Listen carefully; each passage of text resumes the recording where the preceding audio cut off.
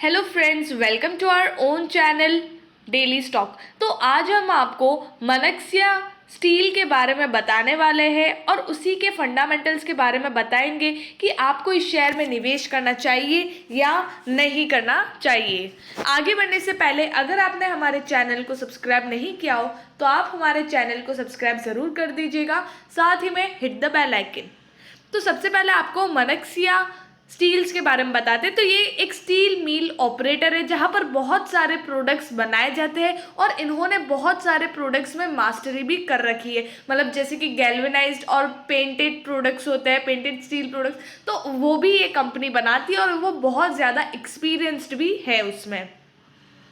अब यहाँ पर कंपनी डेटा की बात करें तो मार्केट कैप है 289.01 करोड़ का। तो ये एक स्मॉल कैप कंपनी है जिसका इंडस्ट्री का पी अगर आप देखेंगे तो 13.79 है, लेकिन कंपनी का पी यहाँ पर आपको 9.13 पे मिल रहा है। मतलब कंपनी का जो प्राइस टू अर्निंग रेशियो वो 9.13 है। तो इंडस्ट्री के पी से अगर आप कंपेयर करते हो तो ये आपको कम प्राइस पे मिल रहा है और बुक प्राइस भी देखेंगे तो वो भी ज़्यादा नहीं है, 1.30 टाइम्स पे आपको ये शेयर मिल रहा है। इसकी बुक वैल्यू है 34 और इसके 1.30 टाइम्स में आपको ये शेयर मिल रहा है। डिलीवरेबल परसेंटेज देखेंगे तो 32.95, मतलब इतनी डिलीवरी इस शेयर की उठाई गई है। अब यहाँ पर नेक्स्ट बात करेंगे फाइनेंशियल ट्रेंड के बारे में। तो जैसे कि 2018 और 19 में अगर आप देखें तो कंपनी का जो रेवेन्यू है अच्छा खासा बढ़ा था। 505 करोड़ से कंपनी का रेवेन्यू 692 करोड़ का हो गया था, बट आफ्टर दैट 2020 से कंपनी का रेवेन्यू यहाँ पर डिक्रीज हो रहा है, 539 करोड़ का एंड 511 करोड़ का। और अभी भी अगर आप क्वार्टरली रिजल्ट्स देखते हो कंपनी के तो रेवेन्यू में इतना इंक्रीमेंट नहीं आ रहा है, इतना इम्प्रूवमेंट नहीं आ रहा है, इंक्रीज नहीं हो पा रहा है, क्योंकि अभी इतनी जो डिमांड बोलते हैं ना वो भी इतनी नहीं है, क्योंकि जो प्राइस होते हैं कंपनी के मतलब प्रोडक्ट्स के वो भी बहुत ज़्यादा इंक्रीज हो गए। तो उस वजह से डिमांड है वो यहाँ पर थोड़ी सी कम हो गई है, तो उस वजह से कंपनी का जो रेवेन्यू है वो भी इंक्रीज नहीं हो पा रहा है। लेकिन प्रॉफिट्स अगर आप देखोगे जो कंपनी का गिर रहा था, प्रॉफिट्स 8 करोड़ पे आ गई थी, वो 2021 में 26 करोड़ 55 लाख का प्रॉफिट किया है, क्योंकि यहाँ पर कंपनी के जो एक्सपेंसेस है वो बहुत ज़्यादा रिड्यूस हो गए थे और प्राइसेस जैसे कि ऊपर ही थी, तो कंपनी यहाँ पर प्रॉफिट अच्छा खासा कमा रही है। अब नेक्स्टली यहाँ बात करेंगे शेयर होल्डिंग पैटर्न की। तो प्रमोटर के पास 74.75% का स्टेक है, फॉरेन इन्वेस्टर्स के पास 0.17% का स्टेक है और पब्लिक के पास है 25.08% का स्टेक। तो फॉरेन इन्वेस्टर्स भी यहाँ पर निवेश कर रहे हैं और प्रमोटर के पास भी अच्छा खासा स्टेक है यहाँ पर। तो शेयर होल्डिंग पैटर्न यहाँ पर कंपनी की अच्छी खासी है। अब यहाँ पर रेवेन्यू स्टेटमेंट देखेंगे तो मार्च में था 116 करोड़ का सेल्स, जून में यहाँ पर 138 करोड़ का हुआ और सितंबर में फिर से डिक्रीज हो गया 108 करोड़ का हुआ। प्रॉफिट भी अगर आप देखें नेट प्रॉफिट तो मार्च में 7 करोड़ का था, लेकिन जून और सितंबर में देखें तो 11 करोड़ का प्रॉफिट और सितंबर में 5 करोड़ का प्रॉफिट। तो ओवरऑल यहाँ पर 16 करोड़ का प्रॉफिट हो गया है। सिर्फ 2 क्वार्टर में कंपनी ने 16 करोड़ का प्रॉफिट कर लिया है। अब नेक्स्ट 2 क्वार्टर्स में अगर कंपनी फिर से 16 करोड़ का या फिर 10 करोड़ का भी करती है तो 26 करोड़ तो वैसे ही हो जाता है और ऑब्वियसली 10 करोड़ से तो ज़्यादा ही करेगी। तो जो पिछले साल कंपनी ने प्रॉफिट कमाया उससे भी ज़्यादा प्रॉफिट कंपनी ये क्वार्टर मतलब ये साल में देगी। 2022 के ईयर में कंपनी प्रॉफिट देगी। रेवेन्यू भले ही इतना इंक्रीज नहीं हो पा रहा है, लेकिन प्रॉफिट यहाँ पर कंपनी अच्छा खासा अर्न कर रही है। मतलब प्रॉफिट में जो इंक्रीमेंट है वो दिखाई दे रहा है, लेकिन रेवेन्यू में नहीं दे पा रहा है। तो यही है कि अगर आपको सिर्फ अच्छी प्रॉफिटेबल कंपनी में निवेश करना है तो उसके लिए अच्छी है।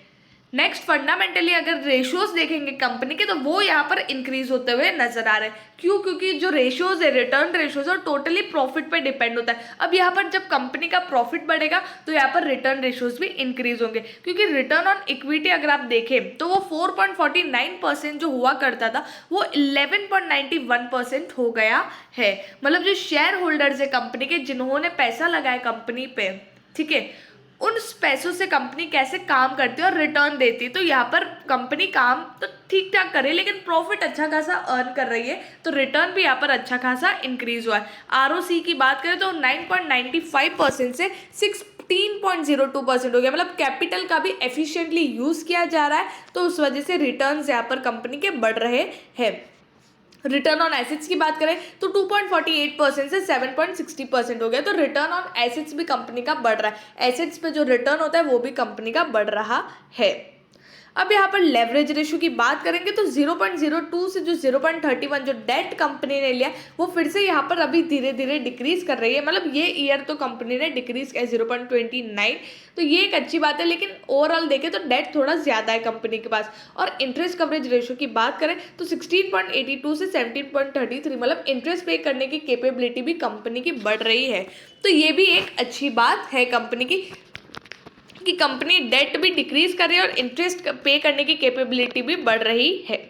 अब एट लास्ट बात करते हैं मार्केट प्राइस की, तो 5 ईयर हाई है 54.35, करंटली 44.10 पे ट्रेड कर रहा है, 5.63% अप, 2.35% अप। अगर पिछले वीक की ही बात करो, सिर्फ एक हफ्ते में कंपनी ने 35% का रिटर्न दे दिया है, जो बहुत ही बढ़िया बात होती है। लोगों को टाइम लग जाता है और वो इतना रिटर्न नहीं कमा पाते, लेकिन इस शेयर ने एक हफ्ते के अंदर इतना रिटर्न दे दिया है और अभी भी ये बुलिश बना हुआ है और हो सकता है ये अपने 5 ईयर हाई को भी बहुत जल्दी नेक्स्ट वीक में टच कर ले। तो अगर आपको इस बुलिश जो ये स्टॉक बना हुआ है, अगर इस रैली में आपको ज्वाइन होना है तो आप स्विंग ट्रेडिंग के लिए ये शेयर को ये शेयर आप बाय कर सकते हो। अगर मार्केट इसी तरह रहा, बुलिश ही रहा, तो आप ये शेयर में बाय कर सकते हो। और लॉन्ग टर्म के लिए भी अगर आपने ऑलरेडी निवेश कर रखा है तो जिससे प्रॉफिटेबिलिटी बढ़ रही, तो हो सकता है नेक्स्ट 1-2 साल में जो डिमांड है स्टील पाइप्स और ट्यूब्स की, तो वो भी बढ़ने लगे,